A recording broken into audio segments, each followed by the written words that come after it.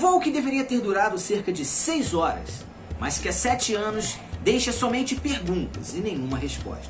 É assim que a gente pode definir o voo MH370 da Malaysia Airlines, ocorrido em 8 de março de 2014. Fica no vídeo que nós vamos falar um pouco sobre esse voo e tentar destrinchar as possíveis causas do sumiço desse avião.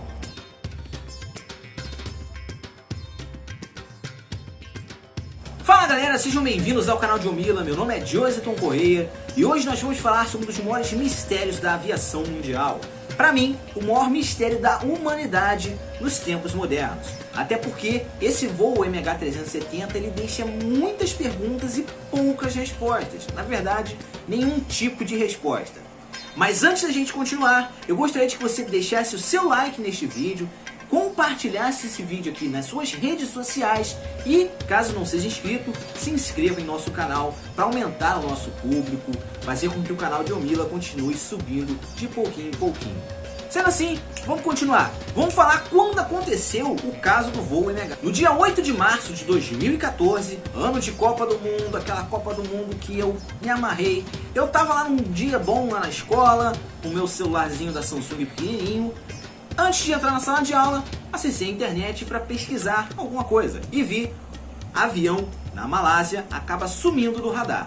E era qual voo? O voo MH370. Ele estava saindo do aeroporto internacional de Kuala Lumpur, na Malásia, em direção a Pequim, na China. E cerca de 40, 50 minutos depois ele perdeu contato com a torre de controle. Mas antes da gente falar sobre o voo em si, vamos falar sobre o modelo envolvido nesse incidente, nesse sumiço, né?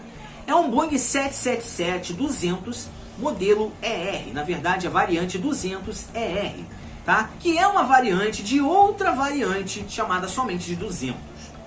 Esse Boeing 777-200ER significa Extended Range, porque ele tem uma maior capacidade, uma autonomia de voo muito, mas muito maior que os outros modelos de Boeing 777. Isso vocês podem confirmar no próprio site da Boeing, tá bom? Essa versão 200ER ela é equipada com 2 motores, normalmente, da Rolls-Royce, o motor T800, que é um dos motores mais sensacionais já construídos em todos os tempos. E essa informação eu consegui com um amigo meu, um super amigo meu, que é o Luan Henrique, que é um cara que manja muito de aviação. Quem quiser saber um pouquinho mais sobre aviação, ele é o cara, ele é uma referência para mim. Se eu tiver que perguntar alguma coisa para alguém, eu vou no Luan perguntar. Luan Henrique, você me salvou nessa.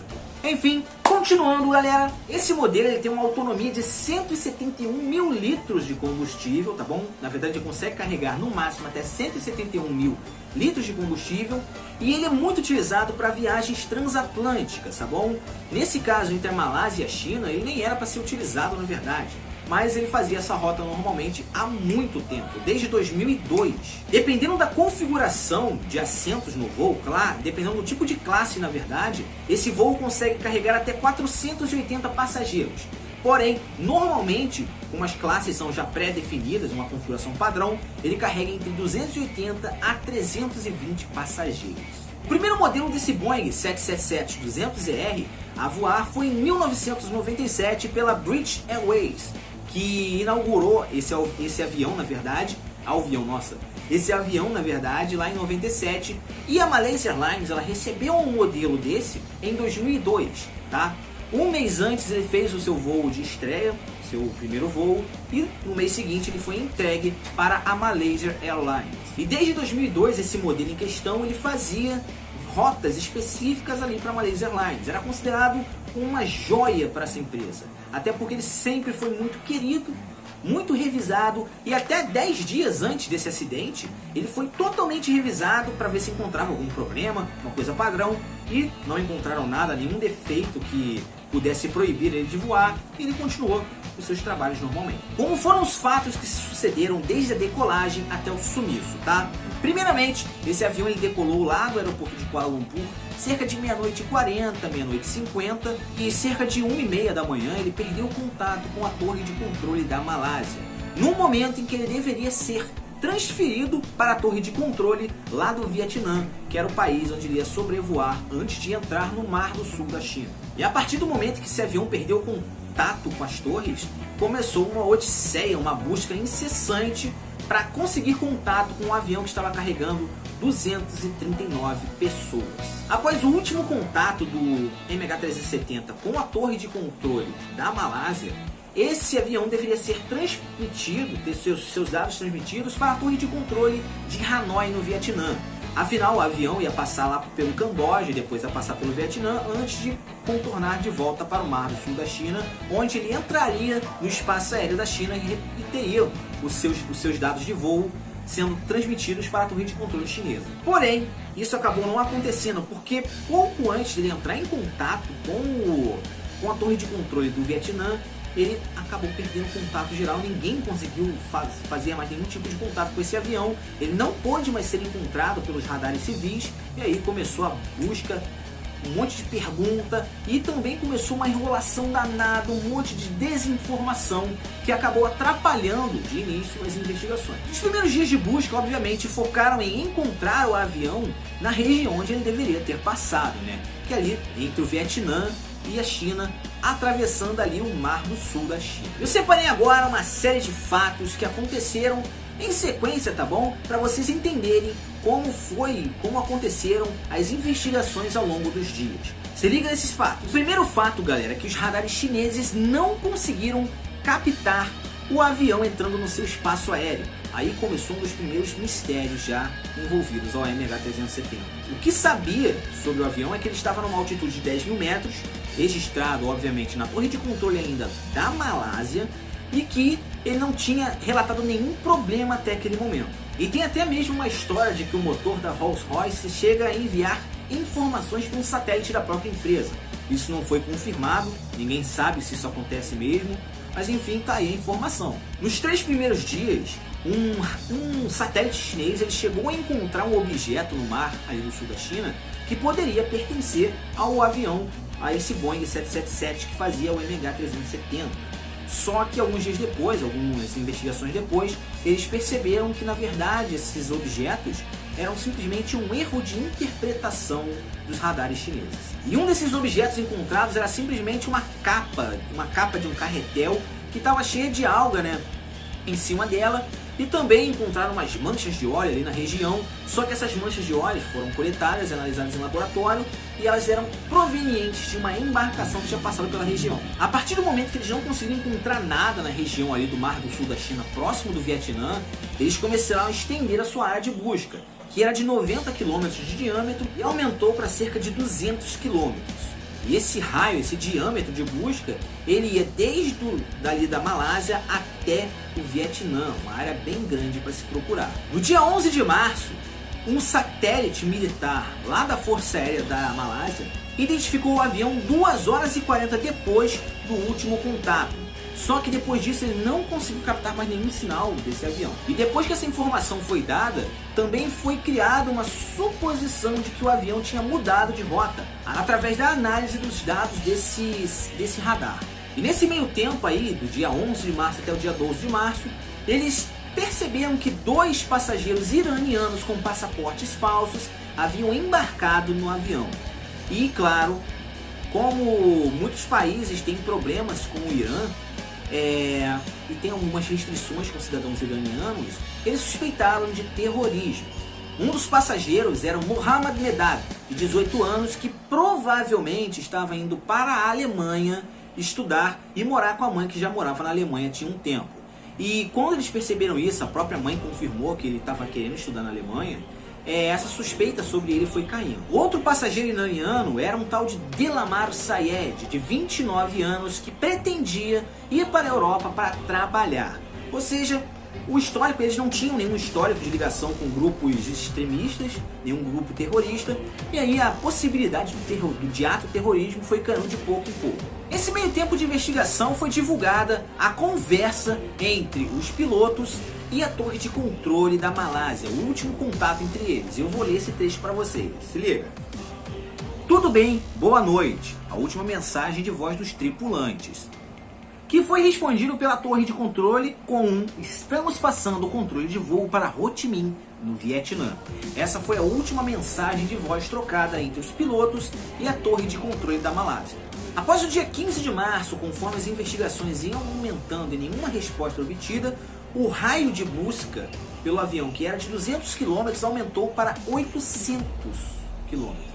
Nesse meio tempo, o governo da Malásia citou que o avião poderia ter propositalmente mudado de rota, ou seja, alguém entrou na cabine ou algum dos pilotos ali envolvidos acabaram tomando o controle manual do avião e mudaram de rota propositalmente. E essa mudança de rota foi para o oeste, tá? Na direção da Indonésia, do Turcomenistão, do Cazaquistão e da Índia. Por que as autoridades entenderam isso? Porque todos os sistemas de voo, de segurança, de comunicação e de emergência foram desligados, tá?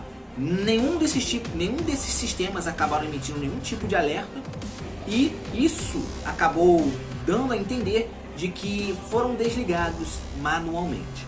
E essa alteração no curso da rota desses aviões, ela foi observada por radares primários, que são os radares militares que conseguem ter uma captação desses aviões muito além do que os radares civis conseguem. Os radares civis, se um avião desligar o seu sistema de segurança, o seu sistema de informação, ele não consegue captar esse avião. Os radares militares ele já conseguem.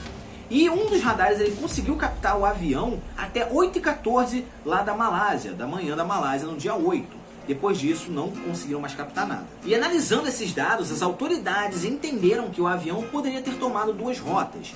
Uma ali na direção do norte ou oeste e uma em direção ao sul, indo para a Austrália, para a Oceania em si. E depois do dia 15, já haviam mais de 20 países envolvidos e a área de busca já era bem maior que o território da Austrália. Para se ter ideia, já era a maior área de busca de todos os tempos num caso da aviação. Depois do dia 20 de março, começou uma das maiores confusões, porque vários países envolvidos na busca pelo avião começaram a divulgar imagens de possíveis destroços do avião.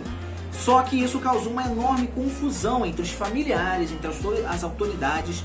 Inclusive teve um caso de uma família malaia que acabou entrando em conflito com a polícia da própria Malásia porque não conseguiu obter informações.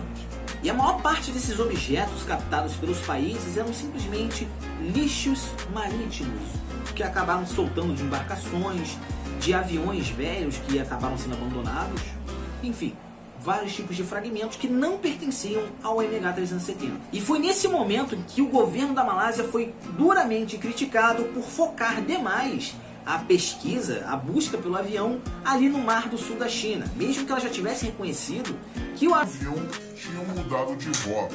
Eita, é alguma coisa aqui atrás de mim. Enfim, mesmo que ela já tivesse reconhecido que o avião mudou de rota propositalmente, ela continuou ali focando no Mar do Sul da China. O mês de março chegou ao final e nenhuma resposta, nada, nenhum vestígio do avião foi encontrado além desses dados obtidos pelos radares militares. Então, chegou o mês de abril e a esperança de encontrar algo foi aumentada, porque navios da Austrália e lá da China conseguiram captar alguns sinais emitidos no fundo do mar que poderiam ser das caixas pretas. A partir disso, começaram uma investigação muito profunda, literalmente, que envolvia até mesmo a presença de submarinos autônomos chamados de Bluefin. E esses sinais eles foram aumentando a sua intensidade ao longo dos dias, então era quase certeza de que esses sinais pertenciam às caixas pretas do avião. Entretanto, a profundidade desses sinais poderia ter ultrapassado os 6.000 metros. Afinal, aquela região do Oceano Índico ali, muito provavelmente, que é onde focaram as buscas depois de saírem do Mar do Sul da China, o Oceano Índico ele tem regiões muito profundas e provavelmente esses submarinos autônomos da Bluefin não conseguiriam operar abaixo de 5.000 metros. Mesmo assim, eles utilizaram alguns desses submarinos para poder fazer a pesquisa, só que com uma área muito grande, muito profunda, não deu para mapear toda a região e encontrar os sinais que foram enfraquecendo ao longo dos dias. Acabou que o final de abril chegou ao fim e nenhuma caixa preta foi encontrada, nenhum destroço do avião foi encontrado, e aí continuaram sem respostas mais uma vez. E a partir disso, até julho eles tentaram continuar as pesquisas, as buscas pelo avião, mas não encontraram nada, e eles resolveram encerrar momentaneamente a busca em setembro de 2014. Só em 2015 que o primeiro possível fragmento do avião foi encontrado. E olha só, primeiro eles estavam focando a busca lá no Mar do Sul da China. Depois eles expandiram a sua área de busca para o Oceano Índico, que pega ali a parte da Ásia, pega a Oceania e pega parte da África também. E onde o primeiro destroço foi encontrado, na costa africana. Depois eles acharam mais ao meio do Oceano Índico, na ilha de Reunião, que é uma ilha administrada pela França. E agora em 2021, no meado de março, eles acharam um fragmento, um spoiler provavelmente, que pertence ao MH370. Provavelmente não, pertence ao MH370, que foi encontrado lá na África do Sul. Essa peça ela é bem grande, inclusive. Isso possivelmente vai reacender as buscas pelo avião, focando ali na região mais próxima da costa africana. E como é que eles chegaram à conclusão de que esses fragmentos encontrados são destroços do MH370? Primeiramente é porque esse Boeing 777-200ER foi o único modelo a se acidentar, o único modelo de Boeing a se acidentar na região do Oceano Índico. Entretanto, a primeira busca oficial, ela se encerrou por completo em 2017. Só que em 2018, o governo da Malásia ele contratou uma empresa norte-americana chamada Ocean Infinity, que é especializada em buscas submarinas. Essas buscas deveriam ter durado 3 meses e a empresa só seria paga caso ela conseguisse encontrar algum rastro do avião. Só que se passaram 4 meses e a empresa não conseguiu achar nada. Então ela mesma, a própria empresa, pediu para que as buscas fossem encerradas. Isso em 2018. Como eu falei agora há pouco, esses destroços encontrados na África do Sul podem reacender uma nova busca. Afinal, de 2018 para cá, várias tecnologias novas de busca submarina foram desenvolvidas. Inclusive, foi citada uma que é uma ampliação desses submarinos subaquáticos, chega a ser redundância, né? Uma das tecnologias citadas é de que esses submarinos autônomos conseguem agora alcançar profundidades maiores. E aí a gente entra num momento bem legal, que são as possíveis causas do acidente. Vamos para uma delas. Uma das teorias mais difundidas é de que o piloto cometeu um homicídio-suicídio. Ele poderia estar com algum problema pessoal, não conseguiu controlar os seus sentimentos. Isso acontece, infelizmente, com pessoas que têm depressão, que têm problemas pessoais, e acabou cometendo suicídio, que levou também a causar o homicídio de várias pessoas que estavam com ele nesse avião. E nesse caso, ele ia despressurizar o avião lentamente para fazer com que as pessoas desmaiassem, para que elas não morressem com desespero, né? Ou para que ninguém lá na parte dos passageiros invadisse a cabine de voo e tomasse o controle do avião para retomar tudo dentro do normal. Só que essa teoria ela não foi tão bem aceita porque o piloto ele estava na empresa desde 1981, não tinha histórico nenhum de serviço ruim ou de problemas pessoais, e até mesmo nenhum tipo de busca suspeita foi feita na casa dele pelas autoridades. Outra coisa que não cai muito bem é que, conforme eu falei, o avião ele foi identificado por mais 7 horas por alguns radares militares.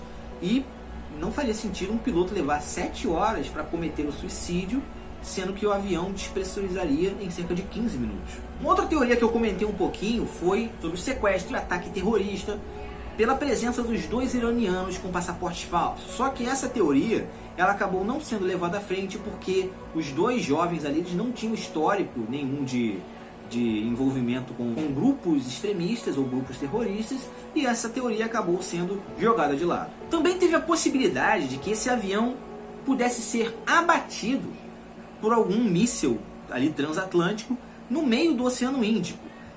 Mas essa teoria ela é um pouco estranha. Por quê?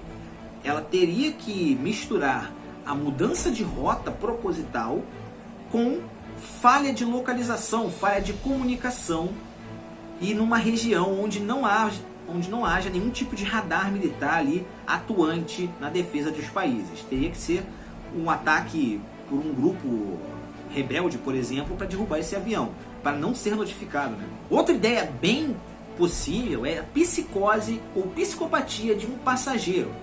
Essa ideia ela foi bem discutida principalmente depois de 2018, após um relatório que afirmava que o piloto e o copiloto não teriam como ter feito esse avião mudar de rota propositalmente. Possivelmente, de acordo com essa teoria, um passageiro com algum conhecimento sobre o avião, sobre controles de avião, pode ter rendido o piloto e o copiloto e obrigado eles a fazer o avião voar por horas e horas, desligar o sistema de comunicação e cometer um homicídio. Essa teoria é reforçada porque na lista de passageiros constava um passageiro malaio que era engenheiro aeronáutico e já tinha voado em alguns voos menores, e possivelmente ele tinha conhecimento sobre o funcionamento de um Boeing 777.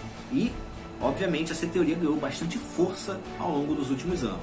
Também foi colocada a possibilidade do avião ter voado sozinho no piloto automático e caído.